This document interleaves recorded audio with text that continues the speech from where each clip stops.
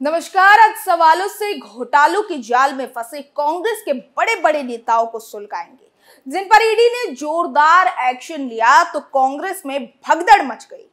राहुल गांधी से लेकर सोनिया गांधी तक कांप उठे, क्योंकि एक तरफ राजस्थान का ड्रामा आलाकमान के गले में फंसा हुआ है, तो दूसरी तरफ ईडी का हंटर कांग्रेसों की मुश्किलें बढ़ा रहा है। बड़ी खबर यह है कि आईएनएक्स मीडिया मनी लॉन्ड्रिंग मामले में कार्ति चिदंबरम की 11 करोड़ 4 लाख की संपत्ति जब्त कर ली गई है। ये सभी संपत्तियां कर्नाटक में हैं। ईडी अब कार्ति चिदंबरम की गिरफ्तारी भी कर सकती है। कहा जा रहा है कि आईएनएक्स मीडिया मनी लॉन्ड्रिंग मामले में कई और नेताओं के नाम सामने आ सकते हैं। यही वजह है कि ईडी के एक्शन के बाद कांग्रेस नेताओं में हड़कंप मचा है। कांग्रेस की बिगड़ी हालत पर तमाम सवाल सुलग रहे हैं।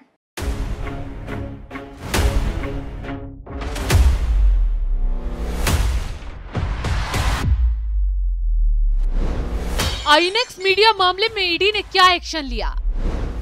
कार्ति चिदंबरम की कितनी और संपत्ति होगी जब्त? क्या घोटाले में चिदंबरम फैमिली जाएगी जेल?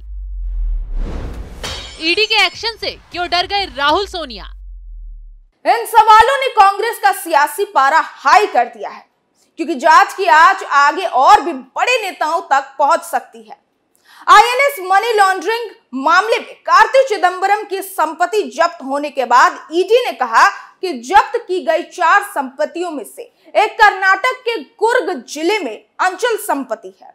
बयान में कहा गया है कि कार्ति के खिलाफ prevention of money laundering act यानी पीएमएलए के तहत एक प्रोविजनल ऑर्डर जारी किया गया है। तो अब राहुल गांधी के बाद कार्ति चिदंबरम पर तगड़ी गाज गिर सकती है, क्योंकि ईडी उन्हें गिरफ्तार कर सकती है।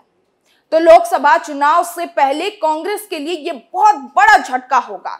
बता दें कि पूर्व केंद्रीय मंत्री और कांग्रेस के वरिष्ठ नेता पी चिदंबरम के बेटे कार्ति चिदंबरम तमिलनाडु की शिवगंगा लोकसभा सीट से मौजूदा सांसद हैं और उन्हें आईएनएक्स मामले में सीबीआई और ईडी दोनों ने गिरफ्तार किया था। मामला आईएनएक्स मीडिया प्राइवेट लिमिटेड से प्रत्यक्ष या अप्रत्यक्ष रूप से मिले पैसों का है। इसे यूपीए सरकार में केंद्रीय वित्त मंत्री के रूप में उनके पिता पी चिदंबरम के कार्यालय के दौरान विदेशी निवेश संवर्धन बोर्ड यानी एफआईपीबी की मंजूरी मिली थी।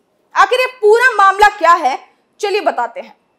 दरअसल एक प्राइवेट कंपनी पंजाब के मनसा में 1980 मेगावाट का थर्मल पावर प्लांट लगा रही थी। इसका जिम्मा चीन की एक कंपनी को दिया गया था।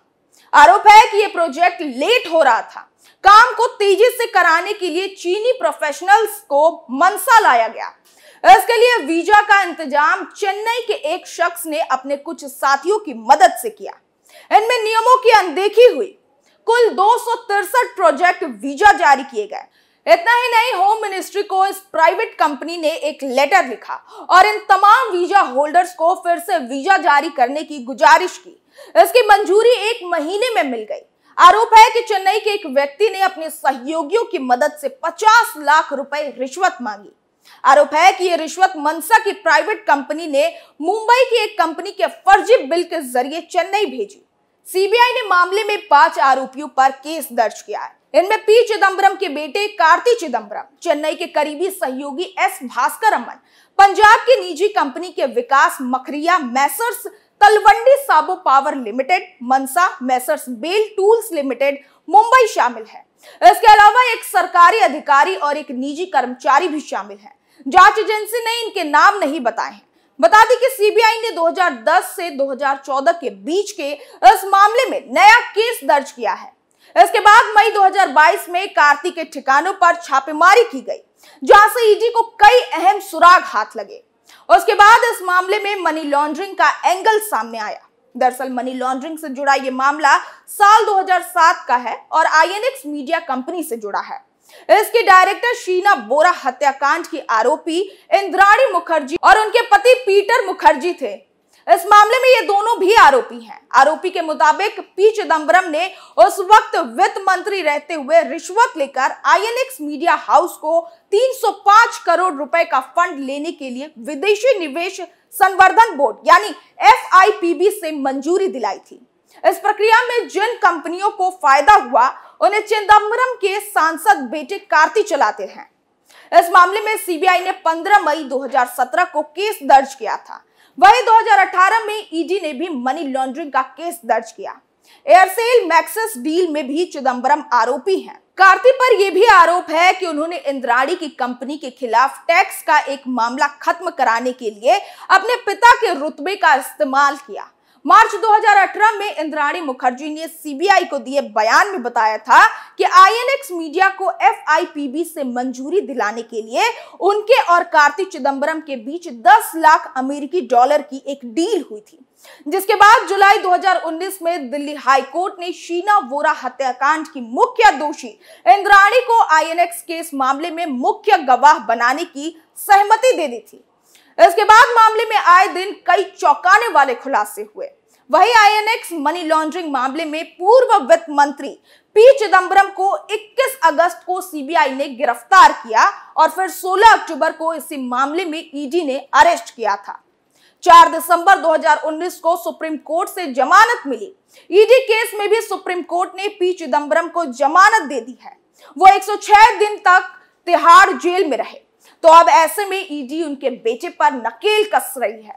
11 करोड़ से ज्यादा की संपत्ति कार्ति चिदंबरम की जब्त की गई है।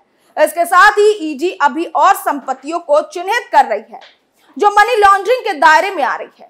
जल्द और भी संपत्तियों को रडार पर लिया जाएगा, लेकिन ईडी के इस एक्शन ने कांग्रेस में हड़कंप मच गया है।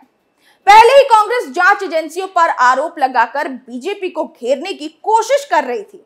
कांग्रेसियों को डर था कि बाकी पार्टियों के बाद उनके नेताओं का भी नंबर आने वाला है, और हुआ भी कुछ यूं ही। इसलिए पहले ही कांग्रेस भी जांच एजेंसियों के खिलाफ बवाल करते हुए सुप्रीम कोर्ट पहुंची थी। आरोप लगाया था कि विपक्ष के खिलाफ जानबूझकर साजिश रची जा रही है, लेकिन सुप्रीम कोर्ट ने भी विपक्ष को मुंह की खानी पड़ी। सुप्रीम कोर्ट ने साफ कह दिया कि नेताओं को लिए गए अलग से रूल नहीं हो सकते हैं। सबके लिए जांच का दायरा बराबर है, और अगर जांच एजेंसियां गिरफ्तार कर रही हैं तो सबूतों के आधार पर कर रही हैं। नेताओं ने कुछ घोटाला किया है तभी उन्हें गिरफ्तार किया जा रहा है।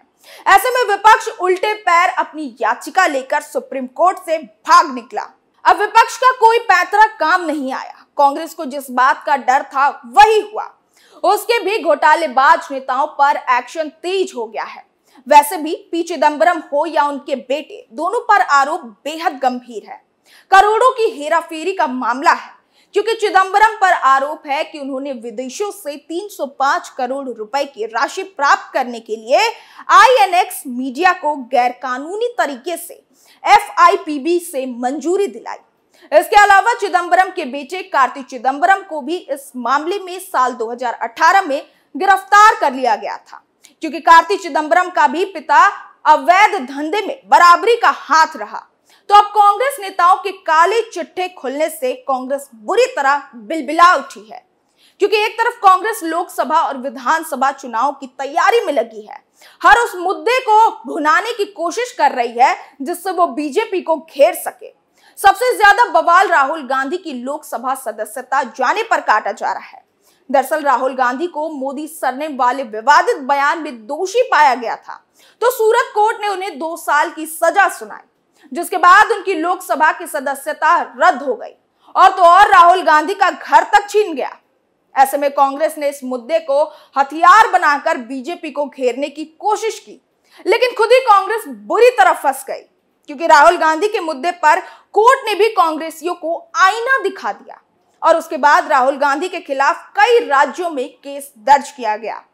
कांग्रेस की पैंतरेबाजी उन पर ही उल्टी पड़ गई। ना राजनीतिक कार्ड काम आया और ना ही ईडी के जाल से कांग्रेस बच पाई। तो ऐसे में अब ईडी ने कांग्रेसियों पर हंटर चलाना शुरू कर दिया है। अभी तो चिदंबरम की बारी आई है। आने वाले वक्त में सोनिया गांधी पर भी एक्शन शुरू होने वाला है, क्योंकि नेशनल हेराल्ड केस में भी ईडी अपनी जांच तेज करने वाली है। कुल मिलाकर कांग्रेस मंझधार में फंस गई है। सुलगता सवाल में आज के लिए इतना ही। नए मुद्दों के साथ फिर पेश होंगे, तब तक के लिए देखते रहिए कैपिटल टीवी। नमस्कार।